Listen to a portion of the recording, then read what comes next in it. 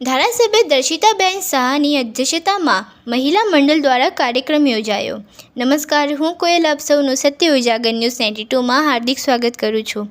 મહિલા મંડળની બહેનો દ્વારા આઈ શ્રી ખોડિયાર માતાજીના મંદિરના પ્રાંગણમાં ભારતીય જનતા પાર્ટી જનજાગૃતિ અભિયાન અંતર્ગત તેમજ સદસ્યતા અભિયાન તેમજ લોકોના પડતર પ્રશ્નોને વાંચા આપતો કાર્યક્રમ યોજવામાં આવેલ, જેમાં રાજકોટ પશ્ચિમના ધારાસભ્ય દર્શિતાબેન શાહ તેમજ મહિલા મંડળ સશક્તિકરણમાં પોતાની આગામી સૂઝબૂઝ ધરાવતા ભાજપના પ્રખર મહિલા કાર્યકર અને રાજકોટ શહેર મહિલા મોરચાના ઉપપ્રમુખ મંગળાબેન સોઠા, ગૌરીબેન રાવળ, ભાનુબેન રાવળ, રાવળ સમાજના અગ્રણી રાજુભાઈ રાવળ, અન્ય મહિલા આગેવાનોએ બહોળી સંખ્યામાં ઉપસ્થિત રહી કાર્યક્રમને અનેરો રૂપ આપ્યો હતો અને આઈ શ્રી ખોડિયાર માતાજીની મંગલ આરતી કરી જય માં ખોડિયારના જય ઘોષ અને અનેરા નાદ સાથે જનજાગૃતિ અભિયાનનું સમાપન કરવામાં આવ્યું હતું।